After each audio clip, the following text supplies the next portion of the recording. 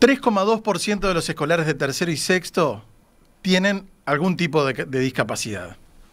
2,3% es leve o moderada y 0,9% es severa o muy severa.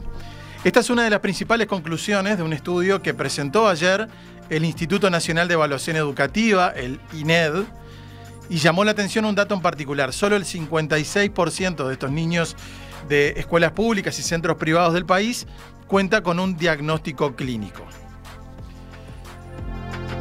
Sobre este tema y sobre otras conclusiones de este informe que se presentó ayer, es que vamos a conversar a partir de este momento con Carmen Areche, que es directora del área técnica del Instituto Nacional de Evaluación Educativa. Doctora Areche, buen día.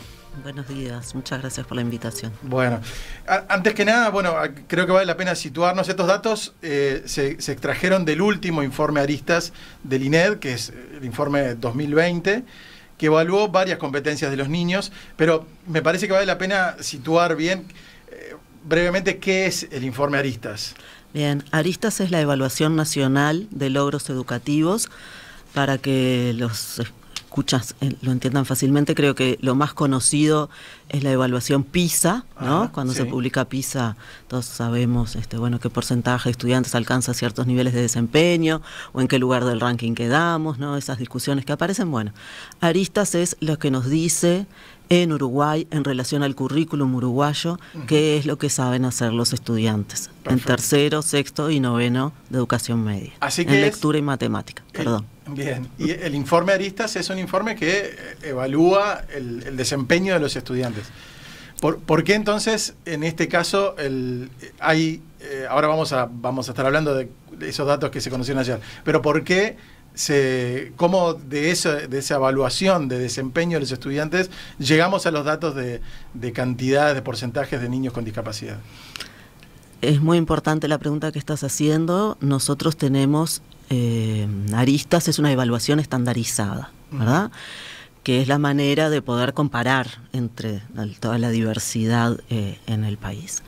Entonces, esta prueba se compone mayormente de ítems de múltiple opción, demás, que no tienen adaptaciones de acuerdo a las distintas necesidades que puedan requerir estudiantes con discapacidad o con otras necesidades educativas específicas, ¿no?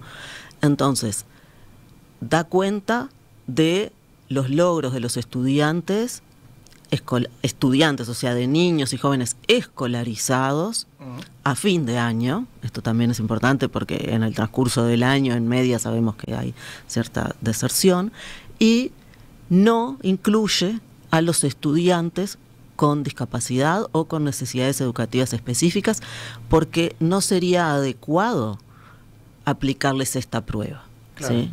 Entonces, ahí es que nosotros tenemos, como primera etapa de la preparación del trabajo para poder aplicar la evaluación, lo que hacemos es consultar a los centros de la lista de alumnos inscriptos, cuáles tienen algún tipo de necesidad educativa o cuáles no, y allí hay un formulario en donde recogemos todo el tipo de información que vemos en este informe. Entonces, por eso el título de este informe empieza con la palabra aproximación, porque no se trata de un estudio, de un informe cuyos resultados estén dando cuenta de algo que se previó de antemano para dar cuenta de ello, ¿sí? Claro. Nosotros con UNICEF no nos planteamos, hagamos un estudio sobre esta población. No, lo que nos planteamos fue, con Aristas aparece un cúmulo importante de información sobre la situación de la inclusión, claro, ¿sí? en las escuelas, y esa información que es útil, es importante mostrarla, darla a conocer, porque lo que vimos sí es que justamente hay falta de información sobre esta población.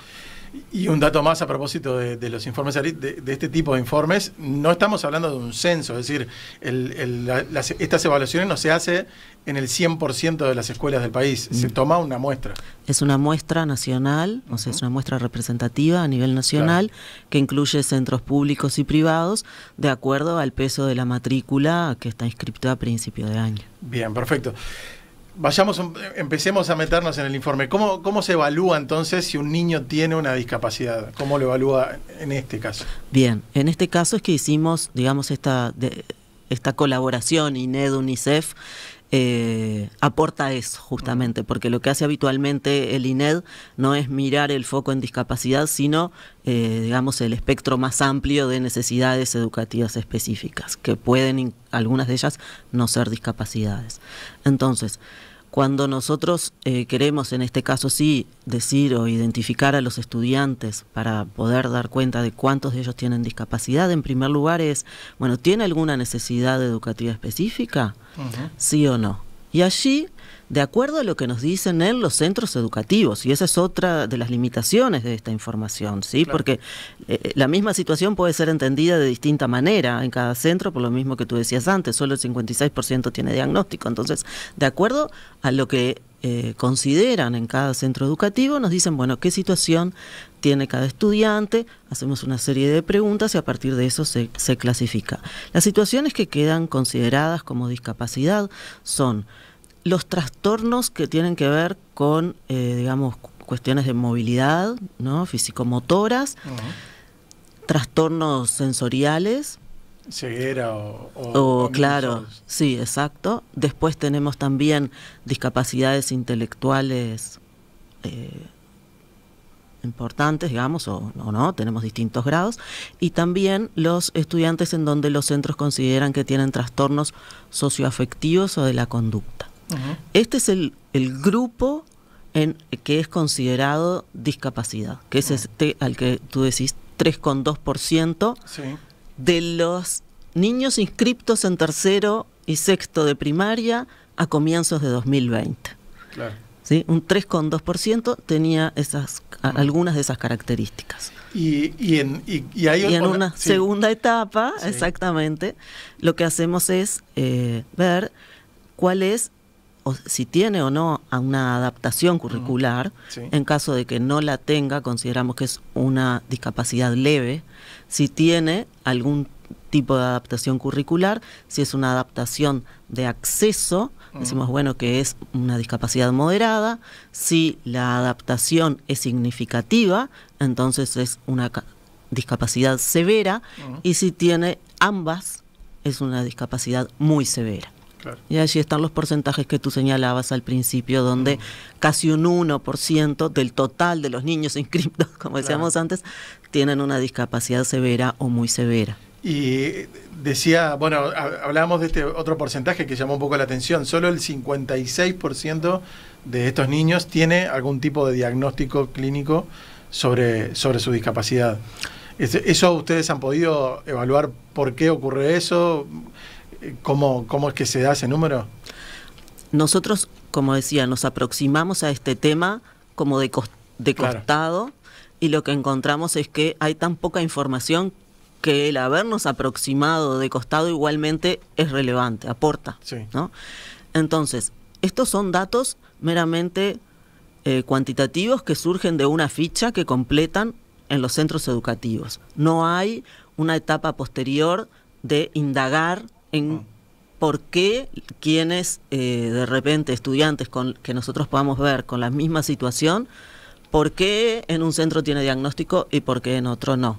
Sí vemos cómo se distribuyen esas situaciones en la población, y entonces ahí es donde empezamos a ver la relación de estos aspectos con vulnerabilidad social, con sector educativo. Vamos a meternos en ese tema enseguida, pero antes quería hacerle una consulta más a propósito del universo de niños con discapacidad, porque quizá un elemento que llame la atención es que entre la población general, el 16% de las personas tienen algún tipo de discapacidad.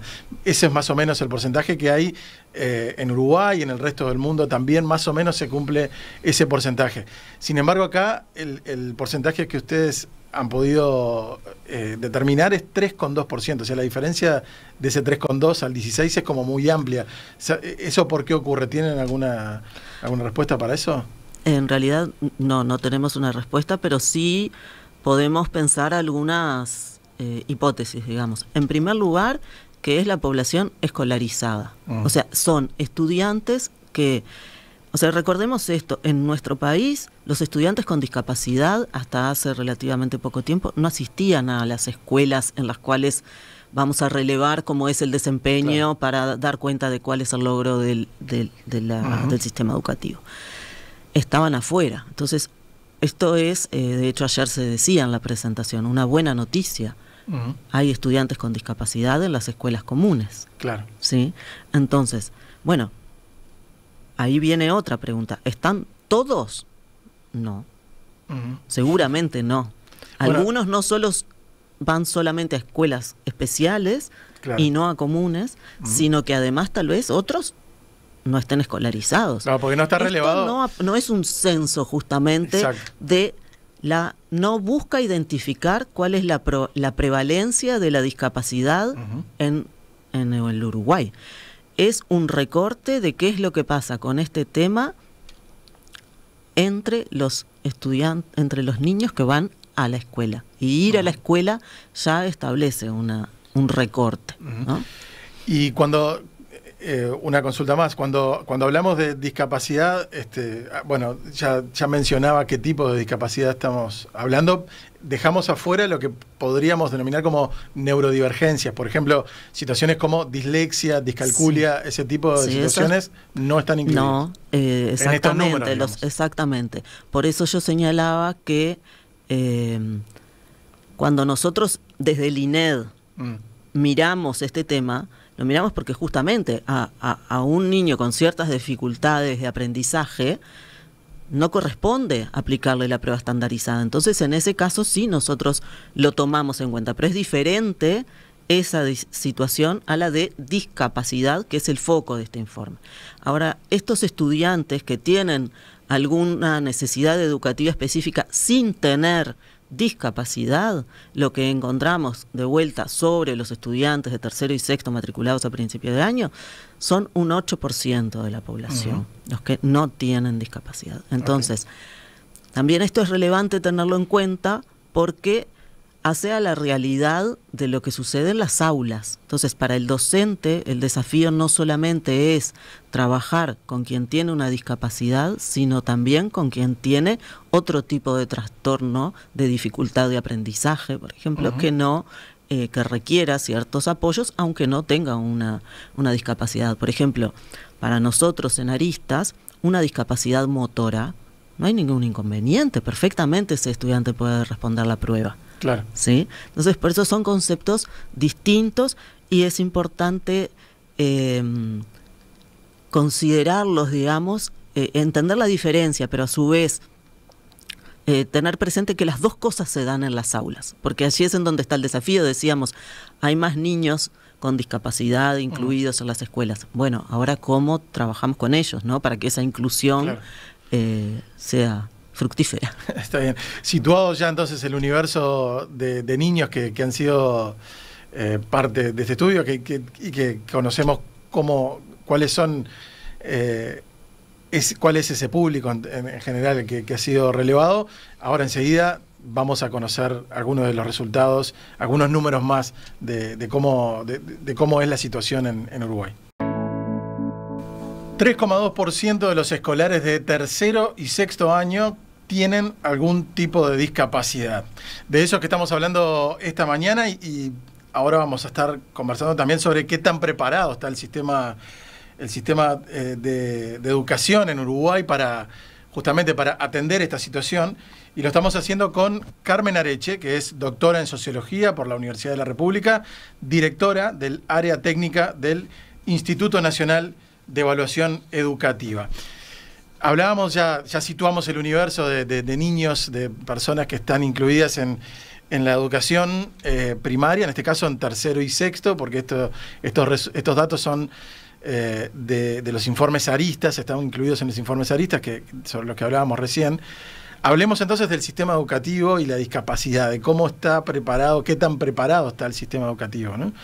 El informe, una de las cosas que destaca es que 1 de cada 4 alumnos con discapacidad leve y moderada y 3 de cada 10 con discapacidad severa y muy severa registran antecedentes de haber repetido al menos un año en primaria. Estos porcentajes distan mucho de los antecedentes de repetición, tanto de los alumnos sin discapacidad como del total de los de tercer y sexto año relevados por aristas primaria, que se encuentra en el 10,3%. Entonces, ¿cómo está preparado? ¿Esto quiere decir que el sistema educativo todavía no está suficientemente preparado para que estos niños puedan hacer digamos, todo el proceso de primaria de la manera que lo hacen el resto de los niños? Por un lado, a ver, yo separaría en dos partes. Por un lado, sí puedo decir que los datos nos muestran que el sistema educativo no está preparado para esta población, o que falta bastante, aunque pueda estar trabajándose en ese sentido. Y por otro, simplemente mencionar que el hecho de que esta población tenga mayor rezago no necesariamente implica que el sistema esté mal preparado. Tal vez un sistema bien preparado igualmente pueda tener ese resultado, aunque con diferencias claramente menores a las que están ahí. Sí. Pero simplemente esa distinción. Lo que vemos en el sistema educativo, en primer lugar, y tal vez que fue lo que motivó la realización de este informe, es la falta de información. Claro. O sea, cuando uno se acerca a una escuela y consulta, bueno, ¿qué estudiantes tienen discapacidad o qué estudiantes tienen necesidades educativas específicas? No está sistematizado, no está registrado, no hay en la mayor, bueno, los diagnósticos son en la mitad de la población con discapacidad, y a su vez se observan diferencias de acuerdo a los contextos, ¿no? Según los recursos vinculados al sector privado tienen más diagnóstico que en el sector público, entonces también ahí las oportunidades varían. Claro. Sí, ese es un dato interesante. Las diferencias entre el sector público y el privado son importantes en eso, por ejemplo, en los diagnósticos, pero también al momento de atender distintas situaciones, ¿no? Hay diferencias, por ejemplo, en cuanto a la integración de equipos pedagógicos. Ahí está. En el caso de las instituciones privadas, normalmente hay equipos con mayor cantidad de personas, por ejemplo, profesionales técnicos, que en las instituciones públicas. Sí, totalmente. Y en este estudio lo que nosotros pudimos ver es que justamente los recursos humanos que podrían estar más vinculados a esta población, psicólogos, psicopedagogos, fonoaudiólogos, en realidad hay menos en las escuelas que tienen alumnos con discapacidad que en las escuelas que no tienen alumnos con discapacidad. Entonces, esto lo que nos está diciendo es, más allá de que sean suficientes o no los que hay, ¿no? Sí. Es que los que no están distribuidos de acuerdo a las necesidades de la población. Uno podría esperar que estos recursos se destinaran en mayor medida en donde están los estudiantes con más dificultades, ¿no? Sí. Bueno, eso vemos que no es así. También hay un tema con los materiales, ¿no? Otra de las conclusiones del estudio es que casi el 84% de los centros a los que asisten alumnos con discapacidad no posee materiales específicos para trabajar con ellos. El casi 43% no tiene infraestructura accesible para personas con movilidad reducida, y casi el 55%, o sea, más de la mitad, no posee baños accesibles, ¿no? Sí, sin duda muestra esa información que tú estás diciendo una limitación bien importante del sistema educativo para afrontar lo que es el desafío de haber incluido, ¿no? Y sin duda, en algunos de estos casos, en los materiales, por ejemplo, sí hay mayor presencia de materiales para trabajar con esta población en las escuelas en donde hay estudiantes con discapacidad. Pero en el resto de los casos no. Por ejemplo, el tema de los baños con adaptaciones son menos frecuentes cuando hay alumnos con discapacidad. Entonces esto, al igual que en el caso, digamos, de los recursos humanos, también nos muestra la necesidad de empezar a focalizar este tipo de intervenciones, ya sean de infraestructura o de mayores apoyos, ¿no? De materiales y recursos humanos. Ahora, me decían en la pausa un dato que me parece que vale la pena mencionarlo. Esto está ocurriendo, es verdad, falta todo esto, pero también es cierto que hace algunos años este dato ni siquiera existía, porque los niños no se integraban en escuelas comunes, digamos. Es que justamente esa es como la forma positiva de ver este informe, es que podemos decir que hay niños con discapacidad y con necesidades educativas específicas incluidos en las escuelas comunes, claro, que antes no sucedía. ¿Sí? Eso es una primera cosa. Y de hecho eso, aún en el pasado más reciente, digamos, desde la existencia del INED, que es relativamente breve, hemos visto cómo esto ha ido aumentando. ¿Sí? De hecho, ha sido un desafío para nosotros el poder ir también aproximándonos, aprendiendo del tema y mejorando la forma de identificarlos. Sí. Entonces, eso es lo bueno, están estos alumnos, esta población que tiene que, como conversábamos también creo en la pausa, esto de la relación con el entorno, ¿no? Y el entorno facilitando y dando oportunidades. Bueno, bien, está la oportunidad, está el vínculo con otros en la escuela. Sí. Ahora, ¿cuáles herramientas tiene la escuela para que esta población que se incluyó pueda seguir potenciándose, aprendiendo, claro, mejorando sus trayectorias? Y mencionaba, bueno, hace un ratito los recursos humanos, y quizá el principal recurso humano en una escuela, o el que está al frente siempre en primera línea, son los maestros, en este caso los docentes, ¿no? ¿Qué pasa con los docentes? Porque aquí también hay cifras que llaman la atención, que, bueno, claro, que hablan de que este tema de accesibilidad e inclusión es un tema del que se está hablando relativamente hace poco tiempo, pero uno de los datos es que el 28% de los maestros que ejercen en escuelas con alumnos con discapacidad no tiene formación. Después habla también de... Específica en el tema. Exacto, específica en tema inclusión, discapacidad, accesibilidad. Y que sí dice, de todos modos, que más de la mitad de los directores, 54%, sí la tienen. Sí. Pero los maestros no. Exacto, lo que vimos es que cuando miramos a los directores y comparamos entre escuelas con y sin discapacidad, en el caso de los directores hay un mayor porcentaje de directores con formación de posgrado y también un mayor porcentaje de directores con formación específica en estos temas, cosa que no pasa con los docentes de aula. ¿Sí?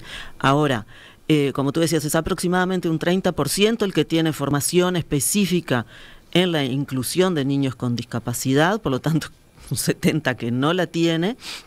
Lo que sí me interesa destacar es que en varios estudios que nosotros hemos hecho a lo largo del tiempo, donde en encuestas específicas a docentes, bueno, en el censo docente que hizo la ANEP hace un tiempo, o sea, son muchas las fuentes de información de las que surge que los docentes piden tener formación en estos temas, ¿no? O sea que ellos, de alguna manera, eso nos está mostrando que reconocen la necesidad, porque claro, enfrentan la situación y plantean, necesito más herramientas para poder abordarlas de la mejor manera, ¿no?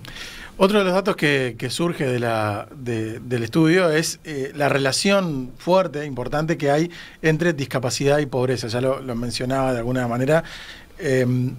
Hay una relación muy estrecha entre discapacidad y contextos vulnerables.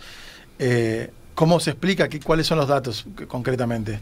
Bien, hay dos maneras de mirarlo en lo que son los datos más vinculados tal vez a pobreza propiamente, y usando la palabra con cuidado porque no es la definición de pobreza, ¿no? Entonces, pero sí que lo que encontramos es que entre esta población con discapacidad es claramente mayor el porcentaje de familias que reciben algún tipo de prestación social. Asignaciones familiares, tarjeta Uruguay Social y lo mismo tarjeta Uruguay Social doble. Entonces, y la diferencia es muy importante, ¿no? Entonces, eso ya nos marca un perfil de la población. Ahora bien, cuando nosotros miramos aristas, ¿no? Yendo como al conjunto de la población, ¿no? La mirada más global. Una de las informaciones que siempre sale como más común es la relación entre los desempeños y los contextos, ¿no? Claro. Y eso es lo que nos lleva a hablar de la inequidad en los logros educativos. Cuando nosotros, para esta población con discapacidad, miramos si se distribuye de manera desigual entre los contextos de los centros educativos, encontramos que no, en primaria, ¿sí? Sí encontramos, lo mismo encontramos que el porcentaje que asiste a, digamos, hay a nivel nacional es un 16% aproximadamente que asiste a centros privados. Bueno, lo mismo pasa entre los que tienen discapacidad. Lo que sí, entonces, no podemos decir que hay una relación, al menos entre los que están escolarizados y el contexto general de la escuela, ¿no? Porque, ¿qué sucede? Hablando desde lo que es una mirada desde aristas, del aprendizaje, bueno, sabemos que lo que más influye en eso es el entorno de pares, es el grupo de pares. Por eso, bueno, estos niños que provienen de situaciones específicas más vulnerables, como es esta información que nos aportan las prestaciones sociales, están involucrados, están formando partes de grupos en donde mirados en su conjunto son similares, ¿sí? Entonces, hay una relación, sí, sin duda, pero a nivel de lo que son los contextos de las escuelas no es tan clara y tampoco podemos decir que estos estudiantes estén en mayor medida en, por ejemplo, algún tipo de centro que otro. No, es similar, ¿no? Bien. Carmen Arechet, doctora en Sociología, directora del área técnica del Instituto Nacional de Evaluación Educativa. Muchas gracias por venirse hasta la radio esta mañana. Es un tema gigante que seguramente seguiremos hablando, pero por ahora creo que valía la pena situar este tema con los datos de este informe que se conocieron ayer. Muchas gracias. No, muchas gracias a ustedes, muy amable.